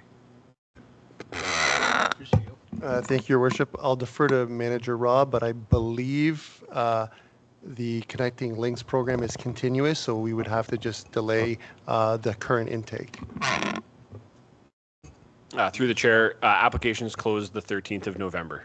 So if we want to get some further information, it would mean delaying the application till next year.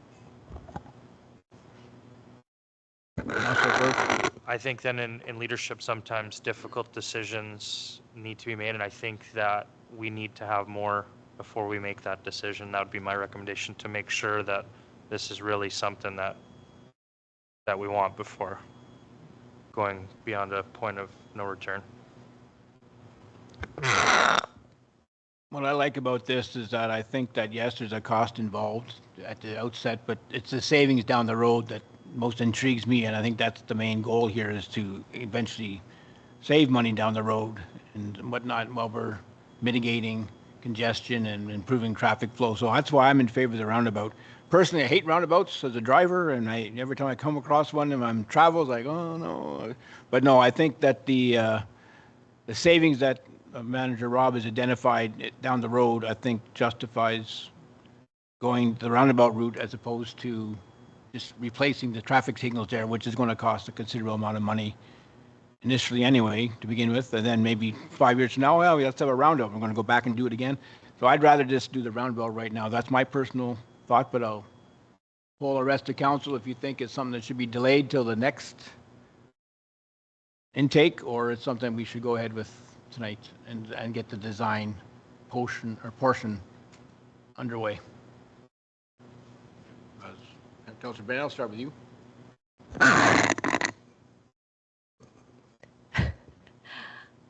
I think I'd like to go ahead with it, just to get the design. And I understand the hesitation that, if we put the money into the design now and we decide against going forward with it, I think we still have that design. So when we are in a position to go forward with it in the future, we don't have to go through that process again. So I think I would like to go ahead.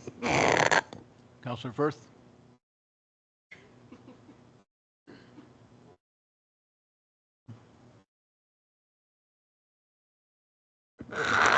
I'm not comfortable going ahead without further information at this time.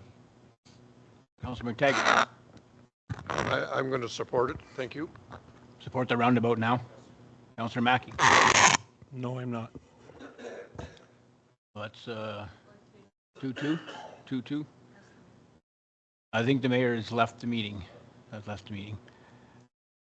It's a tough one. I understand all points of view, and it's a great debate tonight and great conversation. It is a recommendation of administration, and I do like to lean to the recommendation of administration. They're the engineers. They're the ones that know what's best. And I think that I'm in favor of proceeding with the design phase as is, as opposed to putting it off to another year. So I'll call the question then. All in favor of proceeding? I see 3, or Councillor Firth, you're on that now, and opposed? Councillor Mackey, so deem that carried. And again, thank you for that very robust debate. I think it's very important for the public to hear what we're talking about and to our reasoning of why we're proceeding with the roundabout. Thank you, Mr. Rob, for your report. Okay, that brings us now to item 13, which is bylaws. I believe we have two tonight. Item 13.1, bylaws to be enacted. The recommendation reads that the following bylaws be introduced and read and finally passed, signed by the mayor and the clerk, sealed with the corporate seal, and become law forthwith. That bylaw 6924 being a bylaw to authorize the execution of an agreement with 10003567 Ontario Limited, re-tendered 2024-OF-11, supply and installation of a generator load bank at the water treatment plant, Bentka Electric, and that bylaw 7024 being a bylaw to approve and accept the renewal received from Intact Public Entities, IPE, for the 2024-2025 term. I have a mover and seconder for those items, please. Councillor Bernetta, Councillor Firth.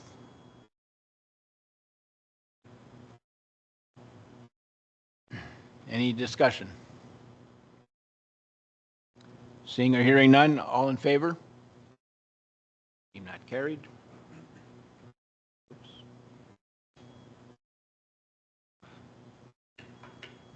Thank you. That brings us to item 14, which is notice of motion. There were no notices provided.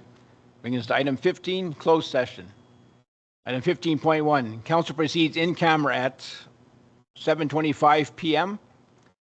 The recommendation reads that council now meet in camera in order to address a matter pertaining to, 1, to receive and consider applications to the Rainy River District OPP Detachment Board, which falls under 232B, personal matters about identifiable individual, including municipal or local board employees, and 2, fire union negotiations, which falls under 232D, labor relations or employee negotiations, and 2321I, I should say, a trade secret or scientific, technical, commercial, financial, or labor relations information supplied in confidence to the municipality or local board, which, if disclosed, could reasonably be expected to prejudice significantly the competitive position or interfere significantly with the contractual or other negotiations of a person, group of persons, or organizations. And I have a mover and seconder to move in camera, please. Councillor Firth, Councillor Bernetta. I got to get this new one here now.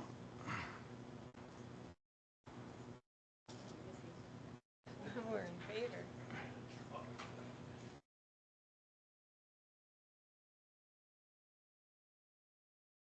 When was it? 15.2, yes, regarding our in-camera session. Otherwise, all in favor of going in camera? Carried. I did.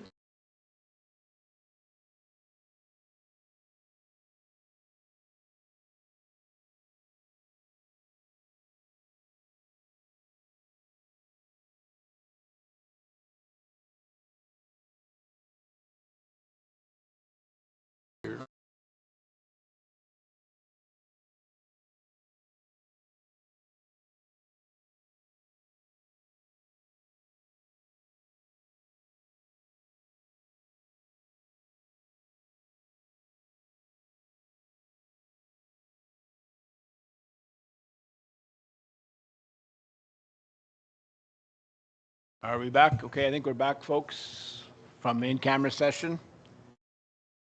Just bear with me here while I get back to the proper thing here. So report out of closed session regarding item 15.2, again, which Councillor Bernetta declared a conflict. The recommendation reads that council appoint Sylvia Smith to represent the town of Fort Frances on the Rainy River District OPP Detachment Board. Can I have a mover and seconder, please? Where did my pen go? Oh, there it is.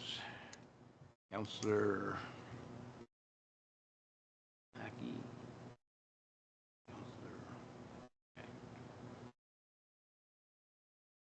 Any discussion?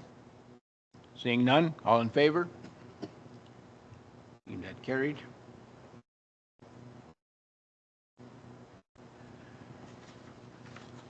Regarding item 15.3, fire union negotiations, council directed administration to proceed as directed in that matter. And with 15.4, the recommendation reads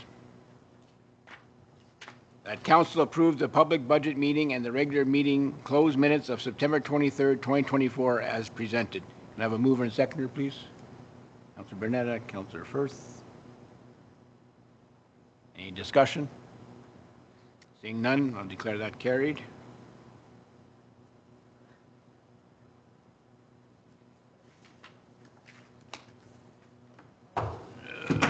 Okay, that brings us to item number 17, the confirmatory bylaw. 17.1, bylaw 71-24, confirmatory bylaw.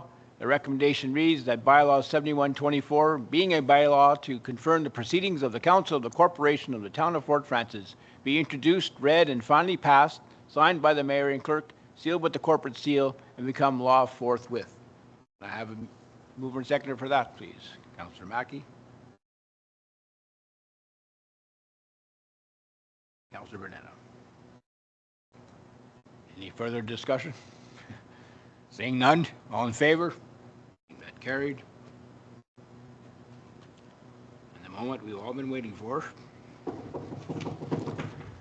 Item 18, adjournment.